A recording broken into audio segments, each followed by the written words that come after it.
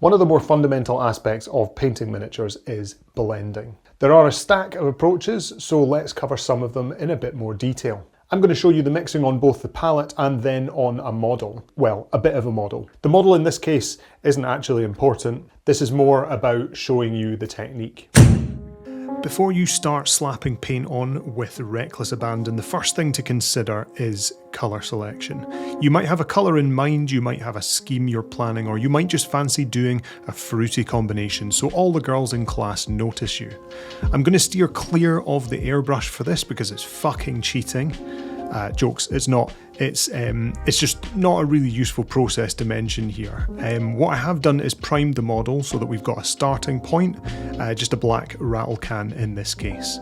One thing to bear in mind, you can go any direction colour-wise, light to dark, dark to light, whatever works for you. But some people prefer one direction. I'm more partial to Harry Styles' solo work, to be honest, but you do you. I tend to work dark to light, working from the shadows like a gremlin. Some like to start with a mid-tone and work down or up, while some will start lighter and darken, since dark paint will go over lighter paint more easily. You will figure that out as you go, don't fucking panic, it's just paint. The other thing to consider is the paints that you're using. Depending on the brand and the style, the paints will behave in different ways when you mix them. Single pigment paints might behave differently to those that have already got a mix of pigments in them. Again, let's try not to dribble our briefs about that for now. Just use what you've got and you'll figure it out. Let's consider a simple banded blend approach first. So this is just working from one colour to another with progressive mixes using the palette. Let's go from a burnt red colour, which is dark red for those who don't do fancy names. In this case, AK Interactive's 3rd generation. Making this reasonably easy will work up to a light orange. They're both warm colours on the same side of the colour wheel. Colour wheel buds, so the blend shouldn't be too difficult. Let's bash them out on the fucking palette and slap on that red first. I'm going to cover a big old area so that we've got enough canvas to play with. Now the first coat consistency isn't bad, that dark red is a strong colour, but I'm going to give it another coat just for a solid base to start from.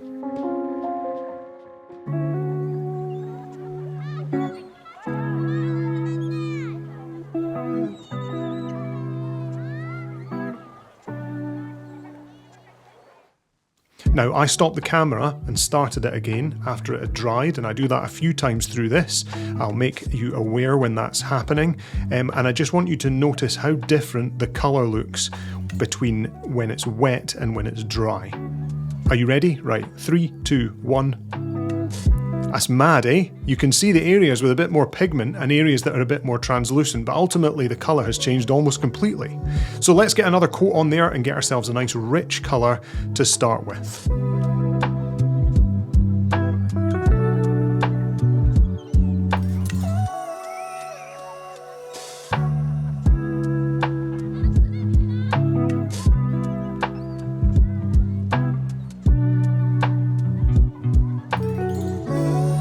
There we go, so a couple of bits still drying, but we're all good. Coverage isn't too bad here, so I'll bang on the orange colour. Now, as I start pushing this about the palette, I realise that basically it hadn't really been shook enough, so I had to spooge out a wee bit more and use that instead. Much better. So we can blast that on the right hand side of the block that we've painted.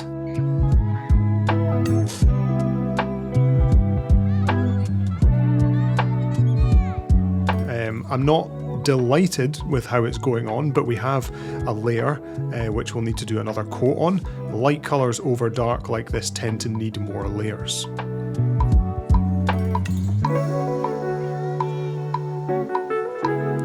One more coat of the orange and I started feeling like maybe it needed to be a bit more of a watery mix just to help that pigment settle, and basically I'd overworked it at this point, so we have another time shift here. Right, third time lucky, let's go more watery. Light colours seem to respond better to quite loaded brushes, and the fact that this is a more watery mix will mean that as it dries, the pigment should settle in a more consistent way. Basically, when I was dry humping that brush over the red, it was just not leaving anything smooth enough. Okay, 2 minutes later, and we're all set to actually start blending, you know, like the thing this fucking video is meant to be about. Let's mix our mid-tone on the palette first. I've loaded up my janky old mixing brush with water. Now I have a separate mixing brush for a lot of the mixes that I'm doing here so that I'm not ruining my decent brush with a huge amount of paint. So you can see me working to that mid-tone on the palette, and then I'll switch back to my smaller brush, grab the paint, load up a decent amount and put a stripe down the middle of those two areas.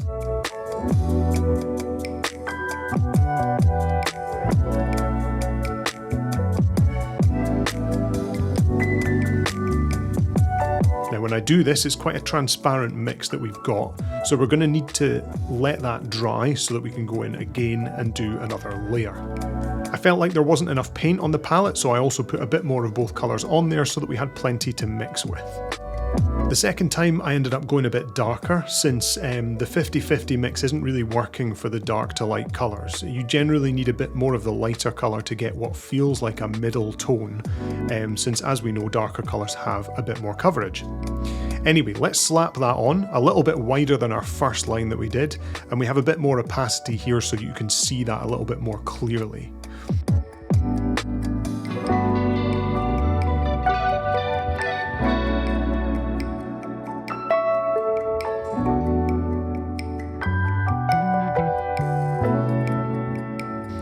So then let's put more yellow into the mid-tone on the right hand side and mix a lighter version of that, and then some more red into the mid-tone on the left hand side and mix a darker version of that to use.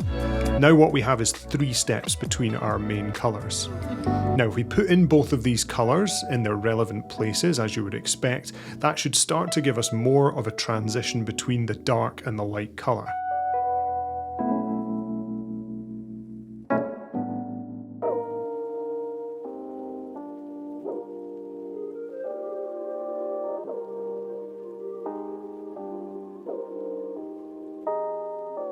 And then if we do the same again, mixing a little bit more light and then a little bit more dark to get 2 additional stages, we've got that on the palette, and then we can wash the brush and put both of these colours on there, on the actual model to soften those bands again. So now what we have is 5 steps between the 2 end points.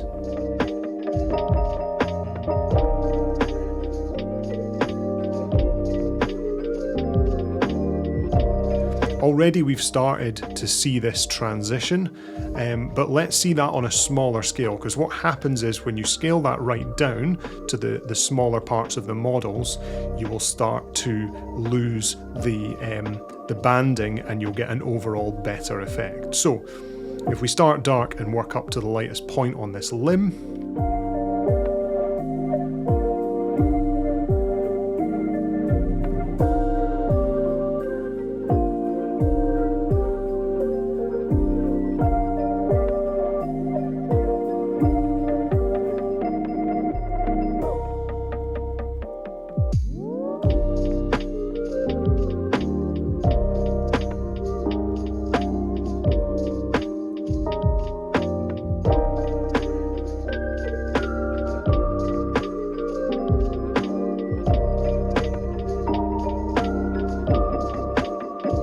and while we wait for that to dry, let's start a second technique, stippling. So I'll pick 2 new colours for this one. Let's try a dark petrol blue and we'll work up to a light blue, almost kind of turquoise colour. If we pop that darkest blue on,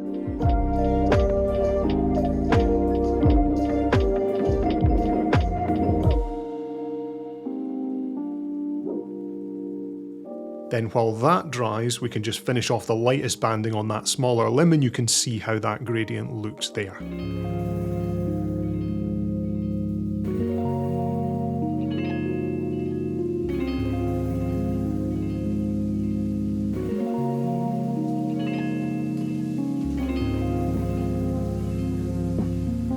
Okay, so the dark blue is starting to dry. As that happens, we'll load up the mixing brush with water, we'll mix it into the dark blue to dilute that a little bit, and then we'll swap out to our brush that we're using to paint on the model. We'll take a touch of the light blue and we'll mix it into the side of the dark blue area, and we'll mix it till the shade that we get is just a bit lighter than that main dark colour.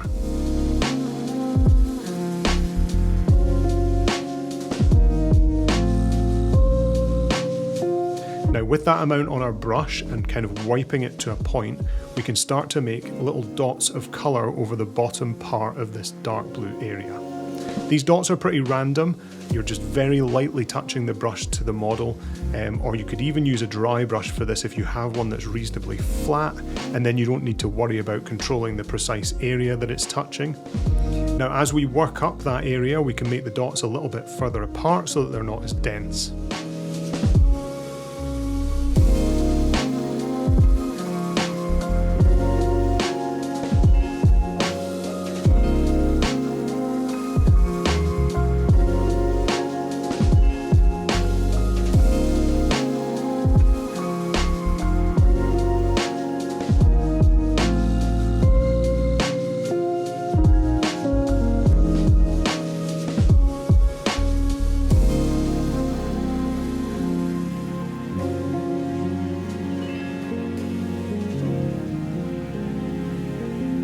Then we can take a little bit more blue and mix up a slightly lighter blue tone, and then do exactly the same with that sharpish point on the brush. And from the bottom, we just do the same again, but we just don't go as far up the area. Again, making them more sparse towards the top and a little bit more dense towards the bottom.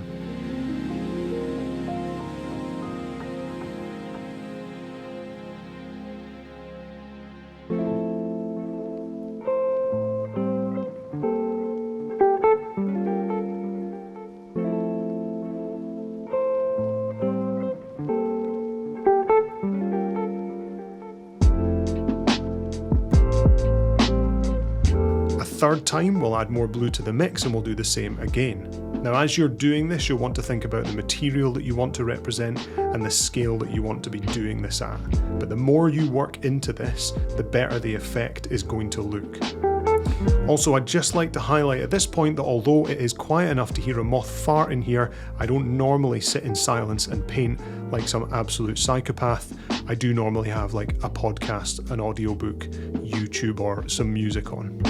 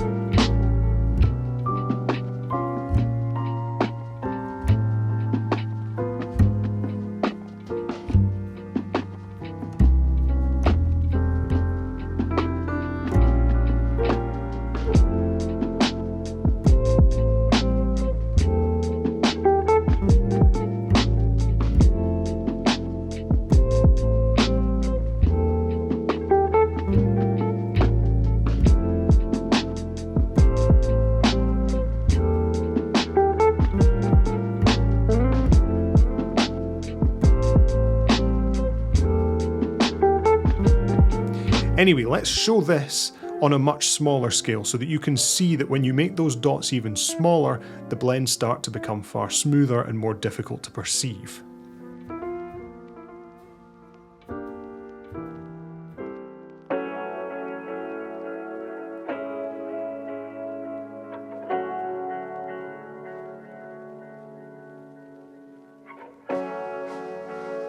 So, what then if the stippling isn't dots, but it's lines instead? Maybe you're planning to paint fabric or fur. I'm going to pick two more colours, so let's use a purple and a yellow this time. First, let's bash that purple down and get a nice solid coat again.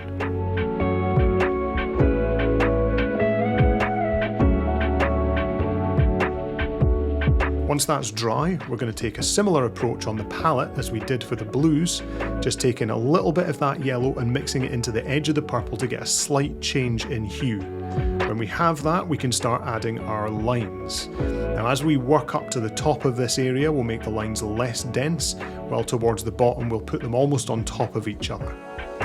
You'll notice that I'm keeping the brushwork pretty light so that we get nice fine lines using your mum's favourite part, just the tip. The trick here is not to be too uniform about how you apply these strokes.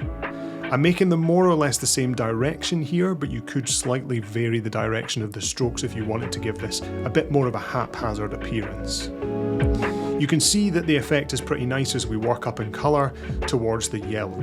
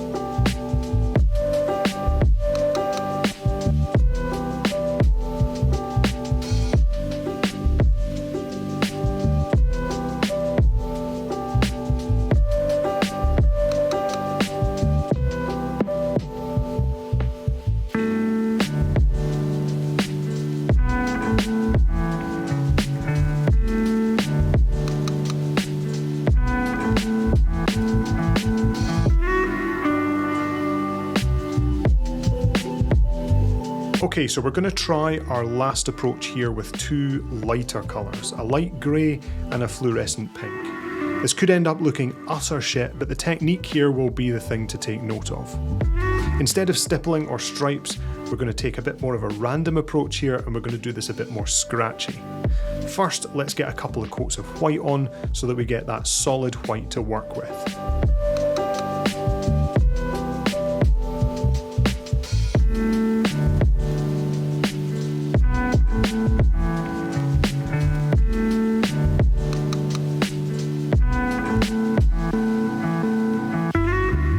Now that this is dry, again we're going to take a bit of the pink, mix it into the white, and it was at this stage that I realised it was actually kind of hard to see, so I had to change the light settings on the palette camera so that you can see that a bit more clearly. This approach is about just adding scratches, all different directions, and working from one end to the other. At this stage it's almost impossible to see because of the lightness of both colours, and actually as a result I just tweaked the main camera settings a bit as well so that you're able to see that pink coming through.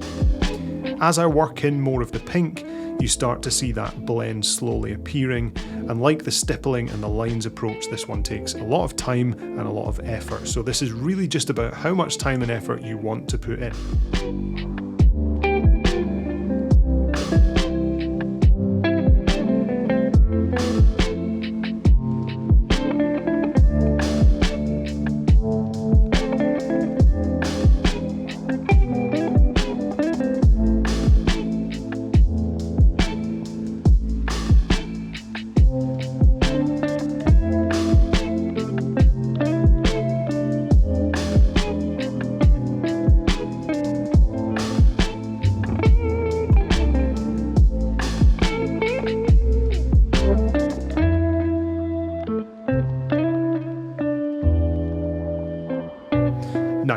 got a bit fucked off with this one, and I felt like it wasn't really going anywhere fast. Plus, fluorescent paints are a bit too translucent to brush on unless you have hundreds of years to play with. So I called in the heavy lifters and I put a bit of Pro Acryl pink on the palette. So with that in mind, I used the bottom half of this area to do the white to hot pink mix again, using the Pro Acryl, which you can see has far better coverage.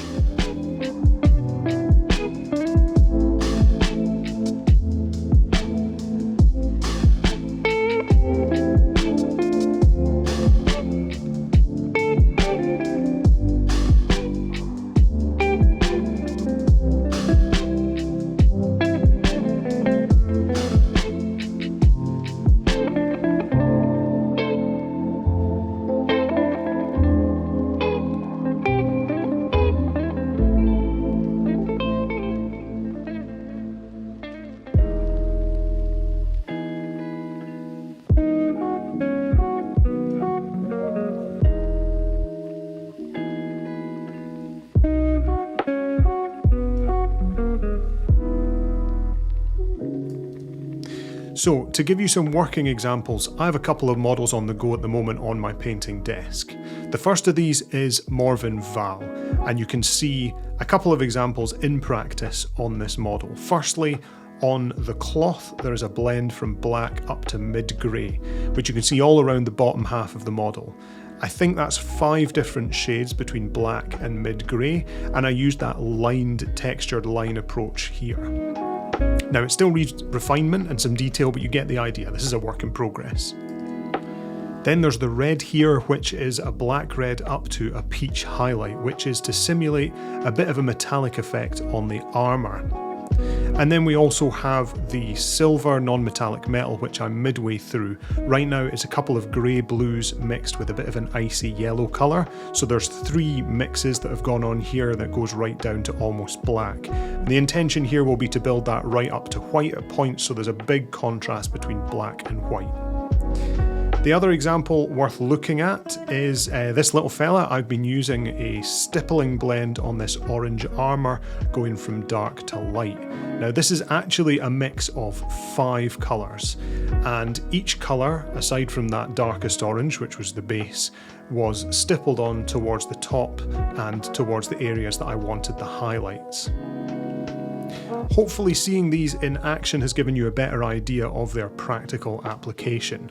And these are just 4 approaches that I've taken in this video, but there is also things like wet blending, glazing, feathering, and there's probably a stack more that I'm not aware of, plus the mix of these techniques that people employ, as well as filtering and using washes for various effects.